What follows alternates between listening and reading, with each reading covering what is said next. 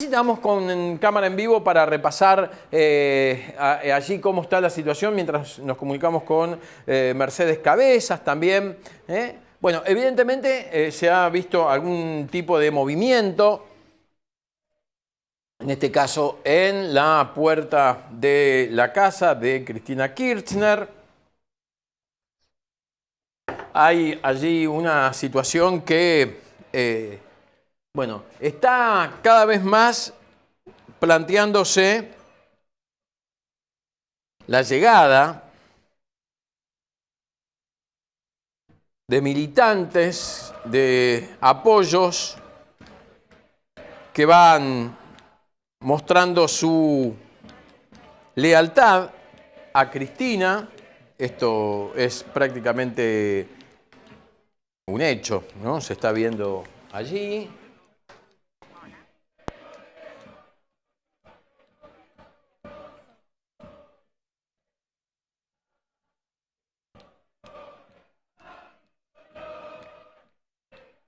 Te contaba lo que está sucediendo en la puerta de la casa de Cristina. Lo estás viendo en vivo y en directo, este plano que es más cerrado y nos muestra quizás un poco más el interior de su vivienda.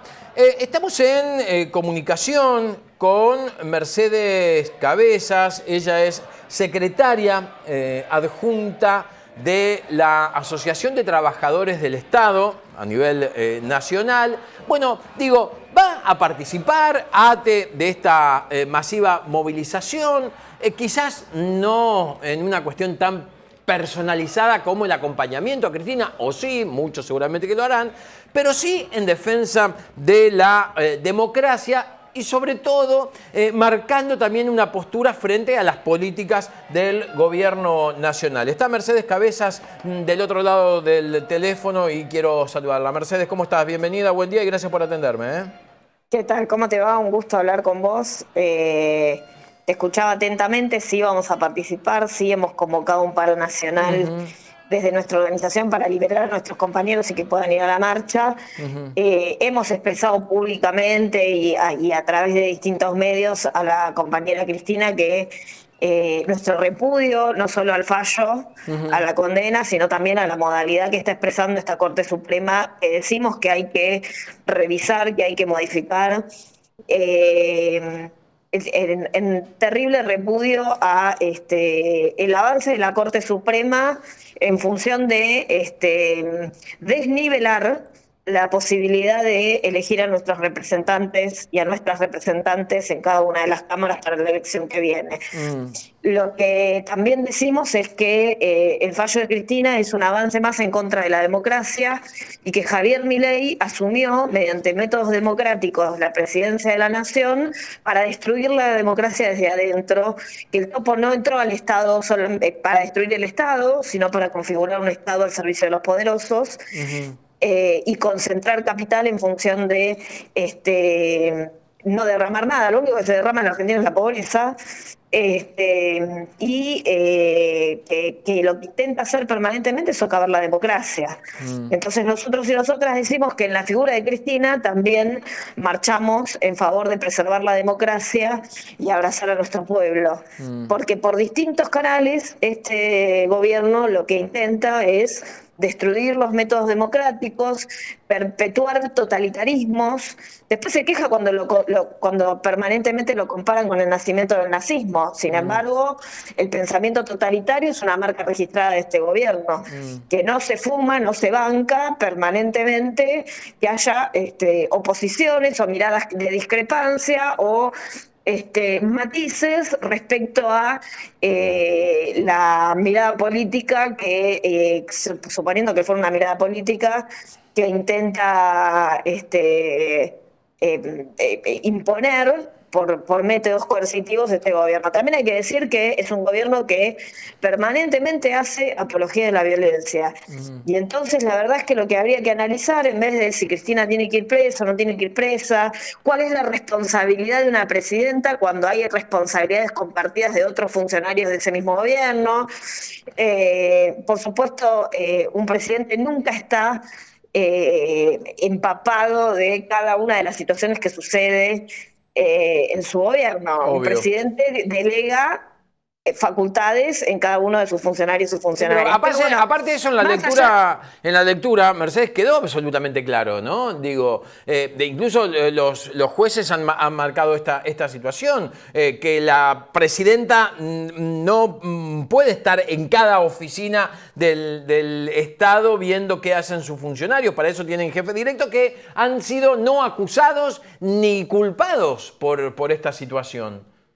Mira, nosotros creemos que en tal caso, si existe un costo, lo que puede pagar un presidente o una presidenta en términos genéricos respecto de una situación de gobierno determinada para con un funcionario determinado o una funcionaria determinada es un costo político y eso se lo hace pagar el pueblo, pero no un costo judicial.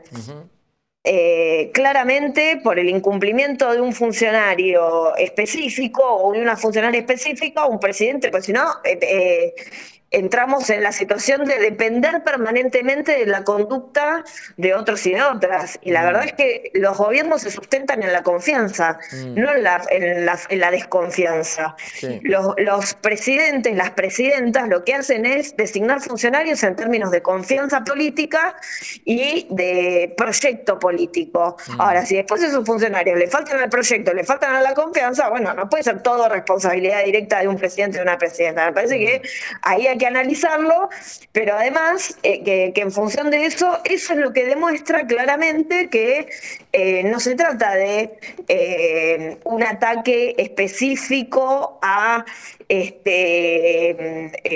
una situación específica judicial de un gobierno. Es un ataque a una persona para que no se presente una candidatura en concreto y para intervenir el proceso electoral de este año. Sí.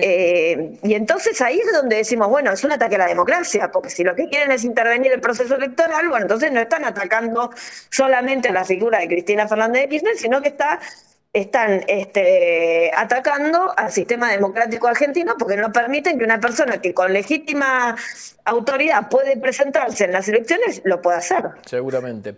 Mercedes, contame cómo están viviendo ustedes esta política económica de un gobierno claramente neoliberal que se jacta de usar la motosierra que ha dejado a miles de empleados. Yo también quiero contarte, Mercedes, a vos y a la gente, hacemos un noticiero generalmente muy federal, hablamos de muchas provincias. Ayer nomás, en Entre Ríos, en Gualeguaychú, en la zona de Campana, en la provincia de La Rioja, han cerrado fábricas, con una cantidad enorme de gente que se queda sin laburo. Las ventas por el Día del Padre en La Rioja bajaron un 25%. Digo, y esto, obviamente se ve en la calle, se ve en el comercio y cada vez más gente sin laburo. ¿Cómo lo están viviendo ustedes desde ATE? Y la verdad muy mal. Decirte que ya que hablamos de federalismo, lo primero que hizo este gobierno cuando asumió responsabilidades administrativas por 4 años delegadas por las elecciones democráticas, lo aclaro porque si no parece, fue deshabilitar y eliminar la política pública federal de cada uno de los territorios provinciales. Claro.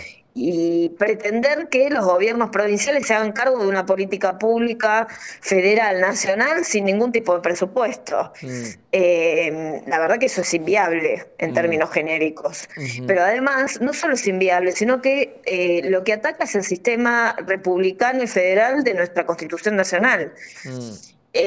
Justamente hablamos de un sistema federal porque hay una política pública nacional con injerencia en cada uno de los rincones del territorio. Claro. Nosotros no tenemos una confederación de estados como lo que tiene Estados Unidos, estados independientes, con cada uno su justicia, digamos. Sí la tenemos, pero tenemos cierto nivel de autonomías provinciales, pero con consonancia federal en un proyecto nacional colectivo, digamos. Claro. Somos una república federal. Claro. Lo que está atacando también Javier Milei por decisión propia es el sistema de república federal que hemos sostenido durante tantos años y que se sustenta en la solidaridad de nuestro pueblo, porque esto también hay que decirlo. Se sustenta sobre la base de la solidaridad de nuestro pueblo, que tiene que ver por supuesto decimos que hay que revisar la coparticipación federal porque tenemos provincias más amigas, menos amigas, con más pobreza, con menos pobreza, pero también decimos que la coparticipación federal se sustenta sobre una base de solidaridad para aquellas provincias que no son tan recaudadoras como algunas otras.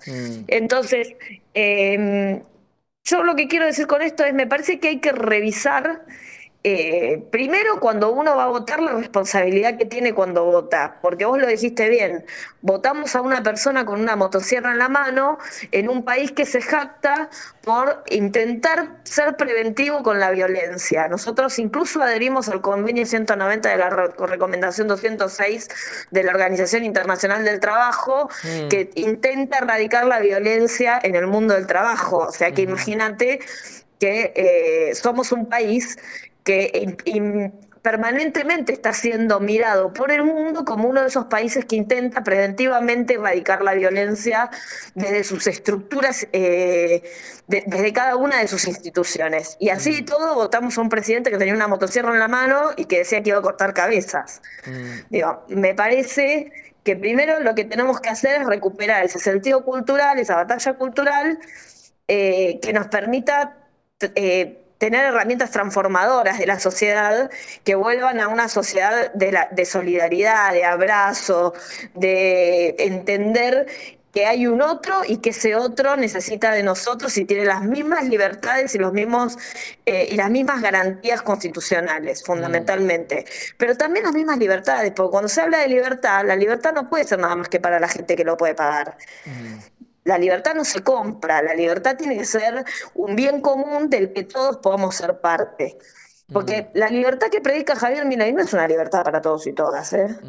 Sí. Por lo menos no lo es para Cristina en el día de hoy, por ejemplo. Entonces me parece que hay que revisar, no es para los pibes, quieren bajar la edad de punibilidad a los 14 años en el más amigable de los proyectos, porque hay otros que son mucho peores. Claro. Claro. Ahora, no se preguntan cómo sacar a los pibes de la pobreza, no. Los quieren meter en cana, porque los que van a ir en cana son los pibes de la clase trabajadora, no son los ricos y famosos, digamos. Tal cual. Tal cual. Contame, Mercedes, bueno, vemos obviamente una conflictividad social que va creciendo, que va... esto lo estamos viendo, digamos, no es que lo diga yo, pero el gobierno parece hacer caso omiso a esto, ¿no? Como vos recién también lo planteabas, mira para otro lado, ¿no? El gobierno mira para otro lado porque se cree su propia... Yo siempre digo que estamos ante un gobierno fabulador, porque el que fabula se cree su propia historia, digamos. Claro. ¿No? Se fabrica sus propios índices, se mide métricamente. El otro día me hacía mucha gracia porque la UNESCO empezó a plantear que había menos pibes bajo la línea de la pobreza. Sí, depende de dónde empieces a contar, porque si contás desde que asumió el gobierno de Javier Milei, con todas las devaluaciones que hubo, por supuesto hay mucho más pibes por debajo de la línea de la pobreza. Ahora, cuando ya te tienen en el fondo del pozo, lo único que te queda es mejorar un poquito. Entonces, depende de dónde tomes la métrica para razonar cuál ha sido la mejoría de este gobierno, tomala desde que empezó el gobierno, no la tomes desde hace 2 meses atrás. Claro. Porque puede ser que haya 2 o 3 pibes más que hayan salido de la pobreza, porque cuando ya estás en el fondo del pozo, lo único que te cabe es ir mejorando, como decía Serrat en algún momento. Tal cual, digamos. tal cual. Ahora, el problema que tiene este gobierno es que se cree su propia mentira. Sí. Mira, y arman un relato. Una situación muy graciosa en la Organización Internacional del Trabajo. Este mes fue la conferencia. Nosotros estuvimos ahí. Yo particularmente fui a plantear el tema de la informalidad laboral, porque nosotros le pedimos a los gobiernos que promuevan la transición de la informalidad a la formalidad, pero se lo pedimos a gobiernos que en el seno de sus propios gobiernos tienen tremendos índices de informalidad. Por lo tanto, bueno, es casi remar sin remos y sin bote. Y cuando habló el embajador de la misión permanente que está en la Organización Internacional del Trabajo, contestándole a la misión de trabajadores que estábamos ahí, la verdad es que dijo que estábamos económicamente mejor que China, que Estados Unidos y no sé cuántos países más. Y la gente se le empezó a matar de risa en el medio de la conferencia. Y no estoy hablando solamente de las organizaciones de trabajadores. Los gobiernos se le mataban de risa porque se creen su propia mentira. Claro, claro. Sí, sí, es una construcción paralela de lo que vivimos nosotros acá, ¿no? Bueno, de la Rúa Ayudada también se por creyó muchos su propia medios mentira también. y así terminó, digamos, ¿no? Claro, claro, claro, claro. Mercedes, vos vas a estar, por supuesto, encabezando alguna columna que llega a las 2 de la tarde, vas a pasar por allí por San José, no sé cómo es tu recorrido hoy. Nosotros concentramos en Piedras y Avenida de Mayo, y Avenida de Mayo a las 12 del mediodía. Bien. Ahí va a estar la CTA Autónoma, la CTA de los Trabajadores. Yo seguramente esté encabezando esa columna con mis compañeros y compañeras de ATE. Sabemos que va a haber una columna muy grande de ATE porque los compañeros y compañeras, cuando los llamamos a defender la patria, defienden la patria. Y porque además la herramienta del paro permite la posibilidad de movilizar con la cobertura gremial necesaria para hacerlo, digamos. Entonces, entendemos que es un derecho que, como decía San Martín, cuando la patria está en peligro, lo único que no podemos hacer es no defenderla, y que por lo tanto vamos a estar en la calle defendiendo a Cristina, pero defendiendo también la democracia que tanta sangre nos costó construir en la Argentina y que lleva 40 años, que no ha resuelto los problemas de pobreza de la población, pero que es perfectible con más democracia y no con menos. Te mando un abrazo, Mercedes, volvemos a hablar en cualquier momento, ¿eh? Dale, un abrazo Que enorme. sigas muy bien, ¿eh? Chau, Mercedes chau. Cabezas es la secretaria adjunta de ATE Nacional, en este caso hablando sobre, por supuesto, la condena a Cristina y, por supuesto, la movilización que se va a llevar a cabo en el día de hoy. Nosotros vamos a ir a un corte. Quiero que veas lo que está ocurriendo ahora en 9 de julio e Independencia. Ya algunas columnas que están yendo desde la casa de Cristina, allí en el barrio de Montserrat, hacia Plaza de Mayo. Digo, miremos la manera, ¿no?, en la que están respetando lo que el protocolo antipiquete un poco plantea. No se va a usar, esto ya lo anticiparon desde la Policía Federal, desde el Ministerio de Seguridad que conduce la ministra Patricia Bullrich, pero bueno, algunas columnas que cruzando las calles con semáforos y esperando, esto muestra que también lo que no se busca es el conflicto, ¿no? Porque, digo, perfectamente podrían cortar la calle, ir por 9 de julio a favor o en contra del tránsito y ahí producir una situación un poco más complicada. Muchas denuncias de micros que están siendo retenidos en distintos puntos del país para no llegar a la marcha, con la excusa de, bueno, estamos buscando a ver qué llevan, si llevan armas, si llevan droga. Obviamente no van a ser efectivos porque son manifestantes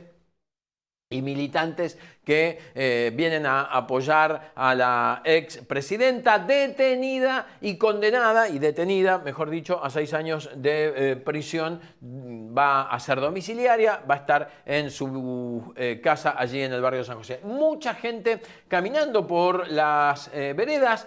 Si querés sacar el Zócalo, un cachito, Marian, para que vos veas en el punto inferior derecho cómo las veredas, gente que ahora va hacia San José, a la calle de San José, y mucha gente que ya pasó por allí y está caminando rumbo a Plaza de Mayo. Esto es el cruce de Avenida 9 de Julio e Independencia. En un ratito vamos a ver la cámara en el Obelisco también, porque hay mucha movilización y mucha concentración de gente por ese lado.